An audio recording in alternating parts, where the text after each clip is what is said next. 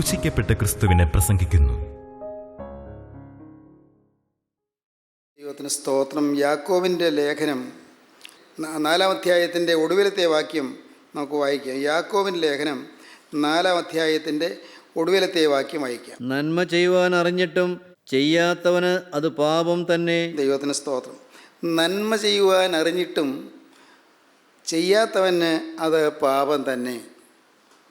എന്താണ് പാപം? പാപം അതിര് കടക്കുക എന്നുള്ളതാണ് ഇതിൻ്റെ അർത്ഥം. പാപം അതിര് കടക്കുക. ഹമാർട്ടിയ എന്ന ഒരു മൂലപദത്തിൽ നിന്നാണ് പാപം, സിൻ എന്ന പദം ഉത്ഭവിച്ചത്. ഹമാർട്ടിയ എന്ന് പറഞ്ഞാൽ അതിര് കടക്കുക. ദൈവം വെച്ചിരിക്കുന്ന അതിരുണ്ട്, ആ അതിര് കടന്നു പോകുക. നമ്മുടെ എല്ലാവരുടെയും ജീവിതത്തിൽ ദൈവം കൃപ ചെയ്ത ചില അതിരുകൾ വെച്ച് തന്നിട്ടുണ്ട്. നമുക്ക് ഏറ്റവും ശോഭനമായ നല്ല ഭാവി ലഭിക്കുന്നതിന് കർത്താവ് ചില അതിരുകൾ വെച്ച് തന്നിട്ടുണ്ട്. ഈ അതിനപ്പുറം പോകരുത്, അതിനപ്പുറം നീ നീങ്ങരുത്, ഈ അതിനപ്പുറമുള്ളതിനെക്കുറിച്ച് നീ ചിന്തിക്കരുത്. ദൈവം തന്നിരിക്കുന്ന നിർദ്ദേശമാണ്. ചില അതിരുകൾ വെച്ചിരിക്കുന്നു. അതിരുകൾ വെച്ചിരിക്കുന്നത് ഒരിക്കലും നമ്മുടെ സ്വാതന്ത്ര്യത്തെ ഹനിക്കുന്നതിന് വേണ്ടിയല്ല, സ്വാതന്ത്ര്യത്തെ ഇല്ലായ്മ ചെയ്യുന്നതിന് വേണ്ടിയല്ല. അതിരുകൾ വെച്ചിരിക്കുന്നത് നമുക്ക് നഷ്ടവും നാശവും വരാതിരിക്കാൻ വേണ്ടിയാണ്. നമുക്ക് ഈ ഭൗമിക ജീവിതത്തിൽ നമുക്ക് അനേകം കഷ്ടങ്ങളും നഷ്ടങ്ങളും വരാവുന്നതാണ്. കാരണം ഈ ഭൂമിയിൽ നിരന്തരം നമ്മെ ശല്യപ്പെടുത്തുവാനും നമ്മെ മുടിക്കുവാനും നമ്മെ നശിപ്പിക്കുവാനും പൈശാചിക ശക്തി അധ്വാനിച്ചുകൊണ്ട് നിൽക്കുകയാണ്. ദുഷ്ടപിശാചുണ്ട്. ഉണർന്നിരിപ്പീൻ, നിങ്ങളുടെ പ്രതിയോഗിയായ പിശാച് അലറുന്ന സിംഹമെന്ന പോലെ ആരെ വിഴുങ്ങേണ്ടുവെന്ന് തിരിഞ്ഞ് ചുറ്റി നടക്കുന്നു. വൈരിയായ പിശാച് ഇങ്ങനെ ചുറ്റിത്തിരിഞ്ഞ് നടക്കുകയാണ്. ആരെയാണ് വിഴുങ്ങാൻ കിട്ടുക? ഓരോരുത്തർക്കും എതിരെ പിശാച് കെണികൾ വയ്ക്കുന്നു. തന്ത്രശാലിയായ പിശാച് പല രീതിയിലുള്ളതായ കെണികളും കുടുക്കുകളും വെച്ച് നമ്മെ വീഴിക്കാൻ ശ്രമിക്കുന്നു. നിങ്ങൾ ഉണർന്നിരിപ്പീൻ. അതുകൊണ്ട് കർത്താവ് പറയുന്നു, ഈ കുടുക്കുകളിൽ നിങ്ങൾ വീഴാതിരിക്കാൻ ഞാൻ നിങ്ങൾക്ക് ചില അതിരുകൾ വയ്ക്കുകയാണ്. ഏറ്റവും ഒന്നാമത്തെ അതിര് ഇവിടെ തൊട്ട് മുമ്പ് പറഞ്ഞിരിക്കുന്ന കാര്യങ്ങളാണ്. നിങ്ങൾ ഒരിക്കലും നിങ്ങളുടെ ഈ ജീവിതത്തിൽ ആശ്രയിച്ചു പോകരുത്. ഈ ഭൗതികമായ ജീവിതത്തിൽ നിങ്ങൾ ശരണപ്പെട്ടു പോകരുത്. ഇതൊന്നും ശാശ്വതമല്ല. ഈ ഭൗതികമായ ജീവിതം താൽക്കാലികം മാത്രമാണ്. ഏതാനും നാൾ കഴിഞ്ഞ് നിങ്ങൾ നിത്യതയിലേക്ക് കടക്കാൻ പോവുകയാണ്. നാളത്തെ കാര്യങ്ങളെക്കുറിച്ച് ഇന്ന് പദ്ധതികൾ ആസൂത്രണം ചെയ്താലും അതൊന്നും സാധ്യതപ്രായമാകണമെന്നില്ല, അതൊന്നും പ്രായോഗികമായി അനുഭവിക്കണമെന്നില്ല. പദ്ധതികൾ നമുക്ക് പ്ലാൻ ചെയ്യാം, പല പരിപാടികൾ നമുക്ക് തയ്യാറാക്കാം. ഇന്നോ നാളെയോ ഞങ്ങൾ ഇന്ന പട്ടണത്തിൽ പോയി വ്യാപാരം ചെയ്ത് ലാഭം ഉണ്ടാക്കുമെന്ന് പറയുന്നവരെ കേൾപ്പീൻ. നാളത്തെ നിങ്ങൾ അറിയുന്നില്ലല്ലോ. നിങ്ങളുടെ ജീവൻ എങ്ങനെയുള്ളത്? അല്പനേരത്തേക്ക് കാണുന്നതും പിന്നെ മറഞ്ഞു പോകുന്നതുമായ ആവിയല്ലോ. കർത്താവിന് ഇഷ്ടമുണ്ടെങ്കിൽ ഞങ്ങൾ ജീവിച്ചിരുന്ന് ഇന്നത് ചെയ്യുമെന്നല്ലയോ നിങ്ങൾ പറയേണ്ടത്. നിങ്ങളോ വമ്പ് പറഞ്ഞ് പ്രശംസിക്കുന്നു. ഈ പ്രശംസയെല്ലാം ദോഷമാകുന്നു. നാളെയെക്കുറിച്ചുള്ള നിങ്ങളുടെ പരിപാടികൾ നിങ്ങൾക്ക് സ്വന്തമായൊരു ആത്മധൈര്യം കൊണ്ടാണ് പറയുന്നത്. ആത്മധൈര്യം, ധൈര്യം വേണ്ടെന്നല്ല, പക്ഷേ ഞാൻ അക്കാര്യം നിവർത്തിക്കും, എനിക്കത് സാധിക്കും എന്ന് ചിന്തിക്കുന്നത് പാപമാണ്. എനിക്ക് സാധിക്കുകയില്ല, എന്നെക്കൊണ്ട് സാധിക്കുകയില്ല. എനിക്ക് സാധിക്കണമെങ്കിൽ അവിടുത്തെ കൃപ വേണം. നിത്യനായ ക്രിസ്തുവിൻ്റെ കൃപ എനിക്കുണ്ടെങ്കിൽ മാത്രമേ അത് സാധിക്കുകയുള്ളൂ. അപ്പോസ്തലനായ പൗലോസ് പറഞ്ഞു, എന്നെ ശക്തനാക്കുന്നതിന് മുഖാന്തരം ഞാൻ സകലത്തിൻ്റെ മതിയാകുന്നു. എന്നെ ശക്തനാക്കുന്ന ഒരാളുണ്ട്. എന്നെ ശക്തനാക്കുന്നതിന് മുഖാന്തരം ഞാൻ സകലത്തിന് മതിയാകുന്നു. ഫിലിപ്പിയ ലേഖനം 4-ാം അധ്യായത്തിൽ നമുക്ക് വായിക്കാം, എന്നെ ശക്തനാക്കുന്ന മുഖാന്തരം ഞാൻ സകലത്തിന് മതിയാകുന്നു. എന്നെ ശക്തനാക്കുന്നവൻ മുഖാന്തരം ഞാൻ സകലത്തിനും മതിയാകുന്നു. എന്നെ ശക്തനാക്കുന്നവൻ മുഖാന്തരം ഞാൻ സകലത്തിന് മതിയാകുന്നു. എല്ലാറ്റിനും മതിയാകും, എനിക്ക് സാധിക്കും. എൻ്റെ കഴിവ് കൊണ്ടല്ല, എൻ്റെ പ്രാപ്തി കൊണ്ടല്ല, എൻ്റെ മികവ് കൊണ്ടല്ല, എൻ്റെ സ്കിൽ കൊണ്ടല്ല, നൈപുണ്യം കൊണ്ടല്ല. പിന്നെ എന്തുകൊണ്ട്? എന്നെ ശക്തനാക്കുന്ന ഒരാളുണ്ട്. എന്നെ ശക്തനാക്കുന്ന മുഖാന്തരം ഞാൻ സകലത്തിന് മതിയാകുന്നു. എൻ്റെ മെറിറ്റ് കൊണ്ടല്ല, അവിടുത്തെ കൃപ കൊണ്ടാണ്. എൻ്റെ മെറിറ്റ് കൊണ്ട്, എൻ്റെ കഴിവ് കൊണ്ടല്ല, എൻ്റെ യോഗ്യത കൊണ്ടല്ല, അവിടുത്തെ കൃപ കൊണ്ട്. എന്നെ ശക്തനാക്കുന്ന മുഖാന്തരം ഞാൻ സകലത്തിന് മതിയാകുന്നു. 18-ാം സംഘത്തിന് വായിക്കുമ്പോൾ കാണാം, സംഘത്തിനക്കാരൻ പാടുകയാണ്, നീ എൻ്റെ ദൈവത്തെ കത്തിക്കും, എൻ്റെ ദൈവമായ യഹോവ എൻ്റെ അന്ധകാരത്തെ പ്രകാശമാക്കും. നിന്നാൽ ഞാൻ പടക്കൂട്ടത്തിന് നേരെ പാഞ്ഞു ചെല്ലും. എൻ്റെ ദൈവത്താൽ ഞാൻ മതിൽ ചാടിക്കടക്കും. മതിലുണ്ട്, കടന്നു പോകാൻ പ്രയാസമാണ്, മുന്നോട്ടുള്ള വഴി ദുർഘടമാണ്. ഈ വന്മതിൽ എങ്ങനെ ചാടിക്കടക്കും? ഈ വന്മതിൽ ചാടിക്കടന്ന് എപ്പുറത്തേക്ക് പോകും? ഈ വിഘ്നങ്ങൾ, ജീവിതത്തിൽ ഉയർന്നു വരുന്നതായി ഈ തടസ്സങ്ങൾ എങ്ങനെ മറികടക്കും? മതിൽ ഉയർന്നു നിൽക്കുന്നു, പക്ഷേ എൻ്റെ ദൈവത്താൽ ഞാൻ മതിൽ ചാടിക്കടക്കും. അവനാൽ ഞാൻ പടക്കൂട്ടത്തിന് നേരെ പാഞ്ഞു ചെല്ലും. എൻ്റെ ദൈവമായ യഹോവ എൻ്റെ അന്ധകാരത്തെ പ്രകാശമാക്കും. നീ എൻ്റെ ദൈവത്തെ കത്തിക്കും. എൻ്റെ ദൈവത്തെ കത്തിക്കാൻ എനിക്ക് സാധ്യമല്ല. എൻ്റെ ദൈവം എന്നും കെട്ടിരിക്കുന്ന ദൈവമാണ്. കർത്താവെ, നീ കത്തിച്ചു തന്നാലേ ഉള്ളൂ. എൻ്റെ ഒരുക്കം കൊണ്ട് എൻ്റെ ദൈവം കത്തുകയില്ല. എൻ്റെ പ്രാർത്ഥന കൊണ്ട് എൻ്റെ ദൈവം കത്തുകയില്ല. എൻ്റെ ജീവിതത്തിൽ ചില പ്രമാണങ്ങൾ അനുഷ്ഠിക്കുന്നതുകൊണ്ട് എൻ്റെ ദൈവം കത്തുകയില്ല. എൻ്റെ ദൈവം കത്തുന്നത് കൃപയാലാണ്. എനിക്ക് ജീവൻ കിട്ടുന്നത് ദൈവത്തിൻ്റെ കൃപയാലാണ്. എൻ്റെ പാപം മാറുന്ന ദൈവത്തിൻ്റെ കൃപയാലാണ്. പാപത്തിന് മേൽ ജയം കിട്ടുന്നത് ദൈവത്തിൻ്റെ കൃപയാലാണ്. ദൈവമേ, എനിക്ക് ഒരു വിജയജീവിതം ലഭിക്കുന്നത് ദൈവത്തിൻ്റെ കൃപയാലാണ്.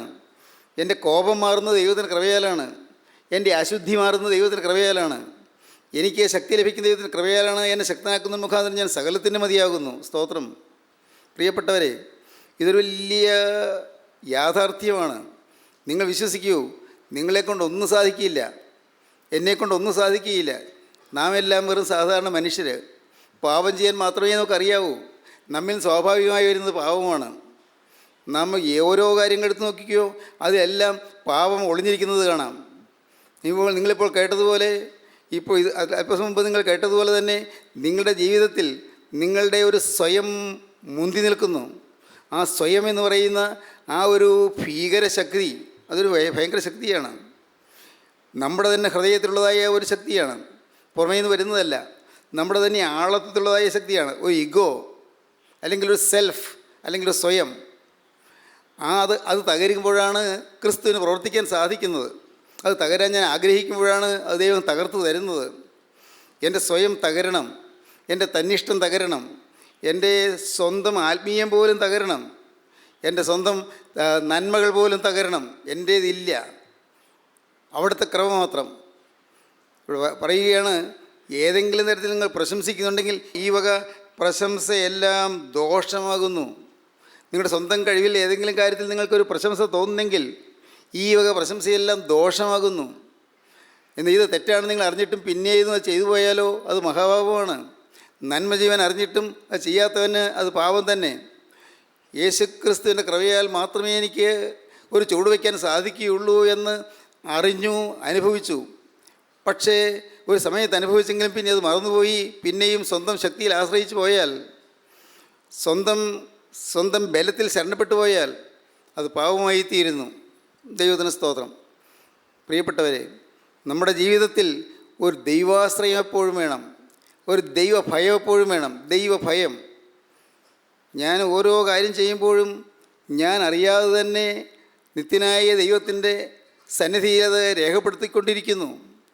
ഞാൻ അറിയാതെ തന്നെ എൻ്റെ ജീവിതത്തിലെ ചിന്തകളോടെ രേഖപ്പെടുത്തിക്കൊണ്ടിരിക്കുന്നു. അതിനുവേണ്ടി ആരും അവിടെ രേഖപ്പെടുത്താനായിട്ട് പ്രത്യേകിച്ച് നിയോഗിച്ചിട്ടില്ല. അത് സ്വാഭാവികമായും അവിടെ രേഖപ്പെടുത്തിക്കൊണ്ടിരിക്കുകയാണ്. നമ്മുടെ പാപങ്ങളവിടെ രേഖപ്പെടുത്തിക്കൊണ്ടിരിക്കുന്നു. നമ്മുടെ ചിന്തകളിലുള്ളതായ പാപങ്ങളവിടെ രേഖപ്പെടുത്തിക്കൊണ്ടിരിക്കുന്നു.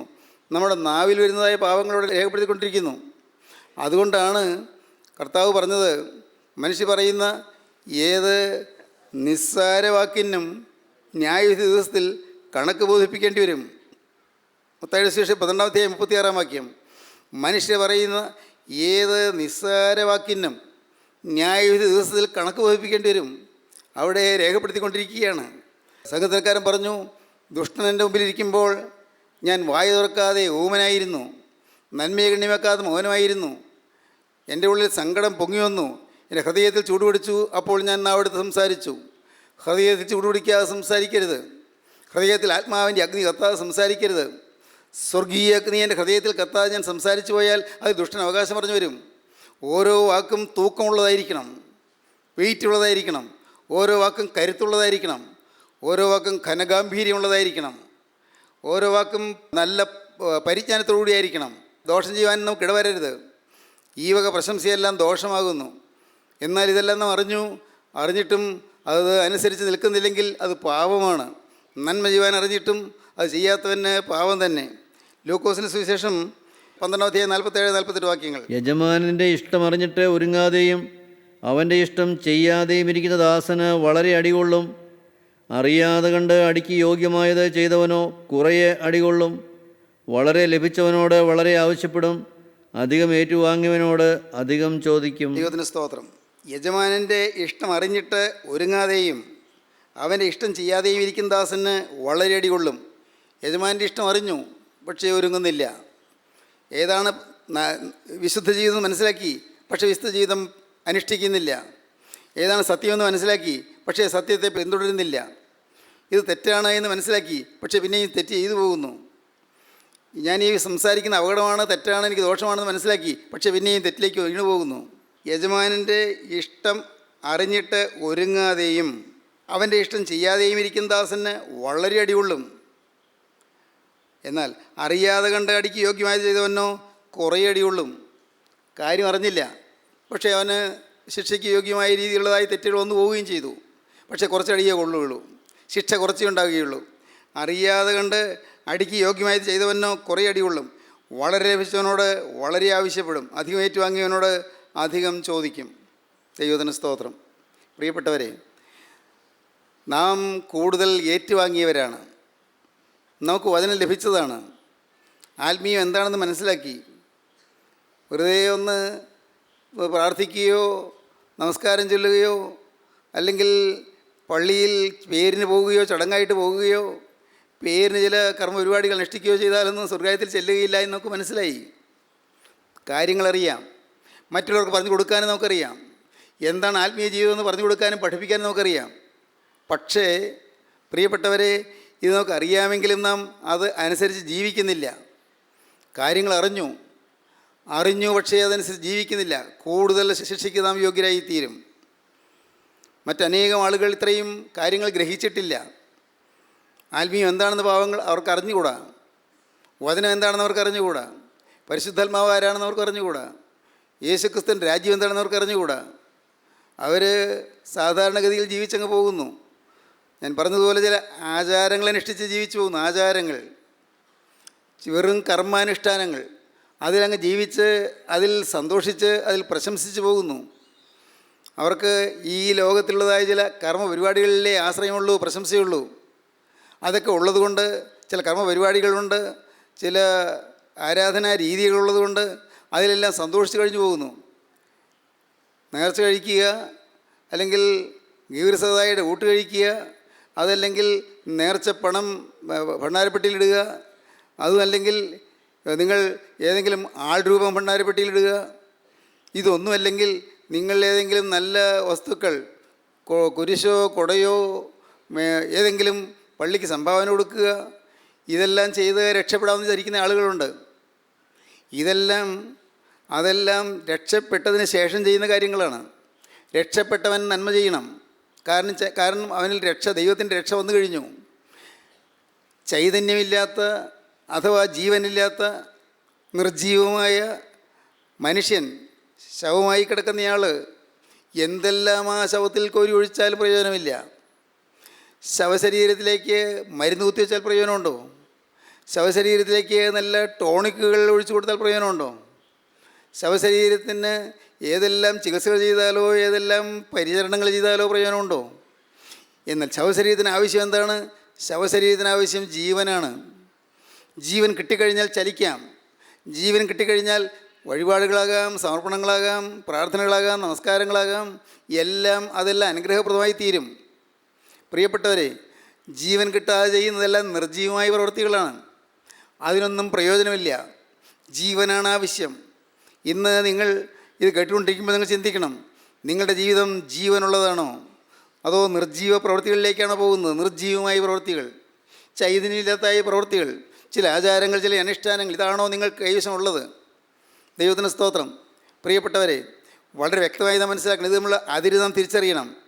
ആചാരങ്ങളും അനുഷ്ഠാനങ്ങളും എല്ലാം നല്ലതാണ്, പക്ഷേ ജീവൻ പ്രാപിച്ചതിന് ശേഷം നല്ലതാണ്. ജീവൻ പ്രാപിക്കാതെ ഇതെല്ലാം ചെയ്തു എന്നുള്ളതുകൊണ്ട് ഒരു പ്രയോജനവുമില്ല. ഡെഡ് ബോഡിക്ക് വേണ്ടത് ജീവനാണ്, ചൈതന്യമാണ്, ചലിക്കുന്ന ജീവനാണ്. അത് ഡെഡ് ബോഡിയിൽ കിട്ടിയാൽ ഡെഡ് ബോഡിക്ക് ജീവൻ കിട്ടിക്കഴിഞ്ഞാൽ എല്ലാം ആകാം. ഭക്ഷണം കഴിക്കാം, ടോണിക്ക് കഴിക്കാം, മരുന്ന് കഴിക്കാം, കുത്തിവയ്ക്കാം, എല്ലാം ചെയ്യാം. പക്ഷേ അതില്ലാതെ, ജീവനില്ലാതെ എന്തെല്ലാം ചെയ്താലും നിഷ്പ്രയോജനമാണ്. അതുകൊണ്ട് നമുക്ക് ആദ്യം വേണ്ടത് ജീവനാണ്. നമുക്ക് മനസ്സിലായി ഈ കാര്യം എങ്ങനെയാണ് ആത്മീയം തുടങ്ങേണ്ടതെന്ന് നമുക്ക് മനസ്സിലായി. ഇതെല്ലാം അറിഞ്ഞിട്ടും നാം ജീവൻ പ്രാപിക്കുന്നതിനെക്കുറിച്ച് ചിന്തിക്കാതിരുന്നാലോ എത്രയോ മഹാഭാവം.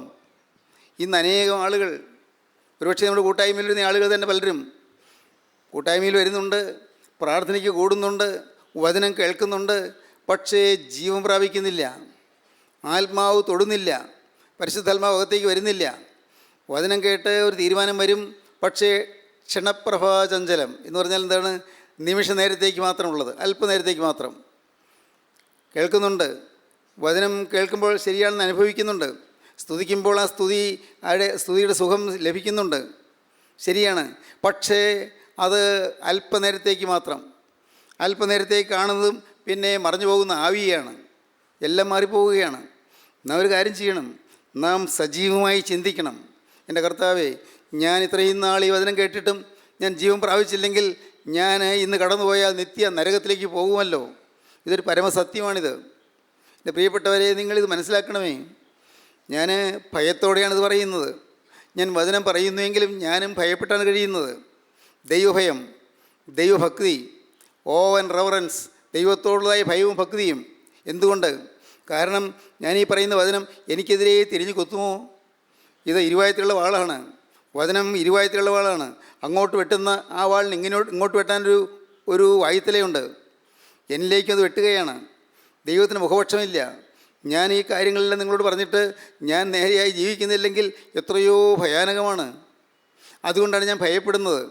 അതുകൊണ്ടാണ് ഞാൻ ദൈവവേല ചെയ്യുന്നത്, ഭയത്തോടെ ചെയ്യുന്നു പറയുന്നത്. എന്നാൽ ദൈവവേല ചെയ്യണ്ടേ? ചെയ്യണം. ചെയ്തില്ലെങ്കിൽ അത് ശിക്ഷയാണ്. കാരണം അറിഞ്ഞിട്ട് ചെയ്തില്ലെങ്കിൽ അത് കൂടുതൽ അടികൊള്ളും.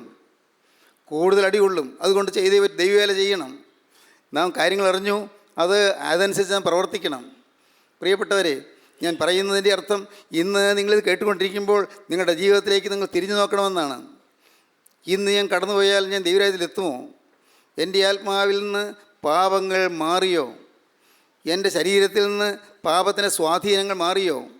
എൻ്റെ മേലിൽ നിന്ന് പൈശാചികൻ്റെ ബന്ധനങ്ങൾ അഴിഞ്ഞുവോ? ദൈവത്തിന് സ്തോത്രം. നിങ്ങൾ പെർഫെക്റ്റായി എന്നല്ല ഞാൻ പറഞ്ഞത്. നിങ്ങൾ സമ്പൂർണ്ണരായും പൂർണ്ണമായും വിശുദ്ധരായി എന്നല്ല പറഞ്ഞത്. ഈ പൂർണ്ണമായി വിശുദ്ധരാകുക എന്നുള്ളത് ഇറ്റ്സ് എ ലോങ് പ്രോസസ്സ്. അത് വളരെ ദൈർഘ്യമുള്ളതായ ഒരു വലിയ പ്രക്രിയയാണ്. അത് വളരെ വളരെ നീണ്ടൊരു പ്രവർത്തനമാണ്. ഓരോ ദിവസവും ശുദ്ധീകരണം കിട്ടുകയാണ്. ഓരോ ദിവസവും കിട്ടുന്ന വചനത്തിനൊത്തവണ്ണം ശുദ്ധീകരണം പ്രാപിച്ച് മുന്നോട്ട് പോവുകയാണ്. നാം ഒരിക്കലും തികഞ്ഞവരാകുന്നില്ല. പക്ഷേ ഒരു കാര്യമുണ്ട്, മനസ്സറിഞ്ഞൊരു പാവം വരാൻ പാടില്ല. മനസ്സറിഞ്ഞ് ഇത് പാവമാണെന്ന് നമുക്ക് അറിയാവുന്നൊരു കാര്യം നമ്മുടെ ജീവിതത്തിൽ ചെയ്യാൻ പാടില്ല, ഒരിക്കലും പാടില്ല. ഇത് പാവമാണെന്ന് നമുക്ക് അറിയാവുന്നൊരു വാക്ക് നമ്മുടെ നാവിൽ വരാൻ പാടില്ല. ഇത് പാവമാണെന്ന് അറിയാവുന്നൊരു ചിന്ത നമ്മുടെ മനസ്സിൽ വെച്ചുകൊണ്ടിരിക്കാൻ പാടില്ല. ഇത് പാവമാണെന്ന് നമുക്ക് മനസ്സിലായി, അത് നമ്മുടെ ജീവിതത്തിൽ വരരുത്. തീർത്തും നിർബന്ധം ഉണ്ടായിരിക്കണം. നന്മ ചെയ്യാൻ അറിഞ്ഞിട്ടും അത് ചെയ്യാത്തതന്നെ പാവം തന്നെ. കർത്താവ് പറഞ്ഞു, യജമാനൻ്റെ ഇഷ്ടം അറിഞ്ഞിട്ട് ഒരുങ്ങാതെയും അവൻ്റെ ഇഷ്ടം ചെയ്യാതെയും ഇരിക്കുന്ന ദാസന് വളരെ അടികൊള്ളും. അറിയാതെ കണ്ട് അടിക്ക് യോഗ്യമായി ചെയ്തവനോ കുറേ അടികൊള്ളും. വളരെ ലഭിച്ചവനോട് വളരെ ആവശ്യപ്പെടും. അധികം ഏറ്റുവാങ്ങിയവനോട് അധികം ചോദിക്കും. നാം അധികം ഏറ്റുവാങ്ങിയവരാണ്, അധികം കേട്ടവരാണ്, അധികം അനുഭവിച്ചവരാണ്. ഇല്ലേ? ഒരു സെക്കൻഡ് ചിന്തിക്കൂ. നിങ്ങൾ ഈ വചനം കേട്ട് തുടങ്ങിയതിന് ശേഷം, ഈ കൂട്ടായ്മ വന്നതിന് ശേഷം നിങ്ങൾ ചില മാറ്റങ്ങൾ വന്നില്ലേ? നിങ്ങൾ കരഞ്ഞ് നിലവിളിച്ച് നിങ്ങൾ പ്രാർത്ഥിച്ചപ്പോൾ ചില കാര്യങ്ങൾ ദൈവം സാധിപ്പിച്ച് തന്നില്ലേ? നിങ്ങളുടെ കണ്ണുനീര് മാനിച്ച് ദൈവം ചിലത് നിങ്ങൾ ചെയ്തു തന്നില്ലേ? നിങ്ങളുടെ വേദനകൾ കർത്താവ് കണ്ടില്ലേ? പ്രാർത്ഥന കേൾക്കുന്നൊരു ദൈവം കൊണ്ട് നിങ്ങൾക്ക് അനുഭവം കിട്ടിയതല്ലേ? സത്യമായ ഒരു ദൈവം ജീവിക്കുന്ന നിങ്ങൾക്ക് അനുഭവം കിട്ടിയതല്ലേ? ഇല്ലേ? സത്യമായ ഒരു ദൈവം ജീവിക്കുന്നു. ആ ദൈവം എൻ്റെ വേദനകൾ അറിയുന്നു. ആ ദൈവം എൻ്റെ പ്രാർത്ഥന കേൾക്കുന്നു. ആ ജീവനുള്ള ദൈവം എപ്പോഴും എന്നെ കണ്ടുകൊണ്ടിരിക്കുന്നു. എൻ്റെ എത്രയോ വർഷങ്ങൾക്കുമുള്ള കാര്യങ്ങൾ ദൈവം ഇപ്പോൾ വെളിപ്പെടുത്തി തരുന്നത് എന്തിന്? എന്നെ ശുദ്ധീകരിക്കാനാണ്. വർഷങ്ങൾക്ക് മുമ്പ് ചെയ്തു പോയ ചില കാര്യങ്ങൾ ദൈവത്തിൻ്റെ സന്നിധിയിൽ എഴുതപ്പെട്ട് കിടക്കുന്നത് ഇപ്പോഴും മാഞ്ഞു പോയിട്ടില്ല എന്ന് എനിക്ക് കാണിച്ചു തരുന്നത് ദൈവം എന്നെ സ്നേഹിക്കുന്നതുകൊണ്ടാണ്. ദൈവമേ, ഇതെല്ലാം നമുക്ക് അനുഭവങ്ങൾ കിട്ടിയതല്ലേ? ദൈവത്തിന് സ്തോത്രം. അനേകം അനുഭവങ്ങൾ. ദൈവത്തിന് സ്തോത്രം. സ്നേഹിതരെ, ഇങ്ങനെ അനുഭവങ്ങൾ കിട്ടിയില്ലേ? നമുക്ക് എത്ര അനുഭവങ്ങൾ കിട്ടി. എന്നിട്ട് നമുക്ക് വിശ്വാസം വരുന്നുണ്ടോ? എത്ര അനുഭവങ്ങൾ കിട്ടി. വർഷങ്ങൾക്ക് മുമ്പ് നടന്ന ചില കാര്യങ്ങൾ ദൈവാത്മാവ് വെളിപ്പെടുത്തിയപ്പോൾ അമ്പരന്ന് പോയില്ലേ? എല്ലാം കൃത്യമായി കർത്താവ് കാണിച്ചു തന്നപ്പോൾ അമ്പരന്ന് പോയില്ലേ?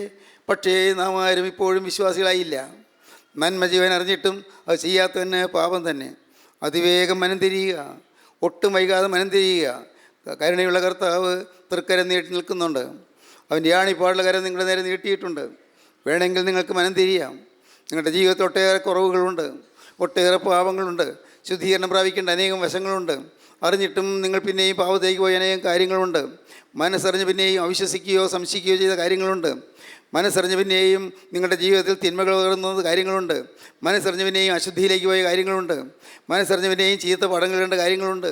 മനസ്സറിഞ്ഞ് പിന്നെയും ചിലരെ ചീത്ത ഉദ്ദേശത്തോടെ സമീപിക്കുകയും ചീത്ത ഉദ്ദേശത്തോടെ സംസാരിക്കുകയും ചെയ്ത കാര്യങ്ങളുണ്ട്.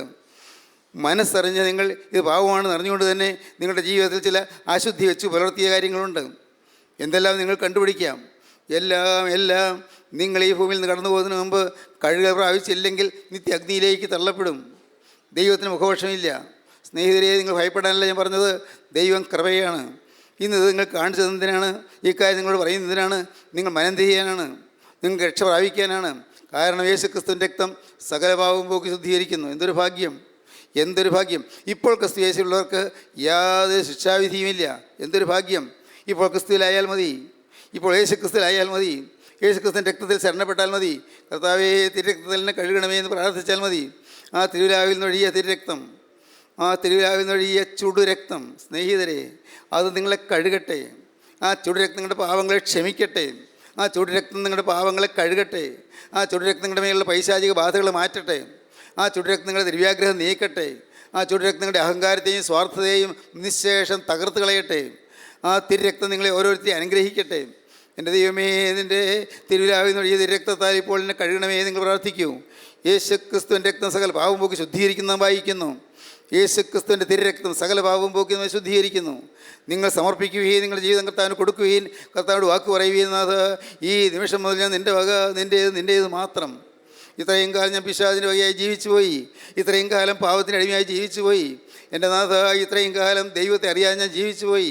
ഇന്നിതാ ഞാൻ തിരുവൻപാകെ വന്ന് എൻ്റെ ഹൃദയം നൽകി ഞാൻ തുറന്നു തരുന്നു. എൻ്റെ ഹൃദയത്തിലേക്ക് എഴുന്നള്ളി വരണമേ. എൻ്റെ ജീവിതത്തെ തൃക്കരങ്ങളിൽ എടുക്കണമേ. നിൻ്റെ അത്ഭുത ജീവൻ്റെ മേൽ പകരണമേ. നിൻ്റെ തിരുരക്തത്താൽ എന്നെ കഴുകണമേ. നിൻ്റെ രാജ്യത്തെ അവകാശിയാക്കി തീർക്കണമേ. നമുക്ക് പ്രാർത്ഥിക്കാം. കാരുണ്യവാനായ ഞങ്ങളുടെ സ്വർഗീയ പിതാവേ, ഈ അനുഗ്രഹീത നിമിഷങ്ങൾക്കായി ഞങ്ങൾ ഇതിനെ സ്തുതിക്കുന്നു. കർത്താവ്, യോജന കേട്ട് എല്ലാവരെയും അനുഗ്രഹിക്കണമേ. എല്ലാവരുടെ മേലും തൃക്കരം വയ്ക്കണമേ. എല്ലാ നന്മകളാലും നിറയ്ക്കണമേ.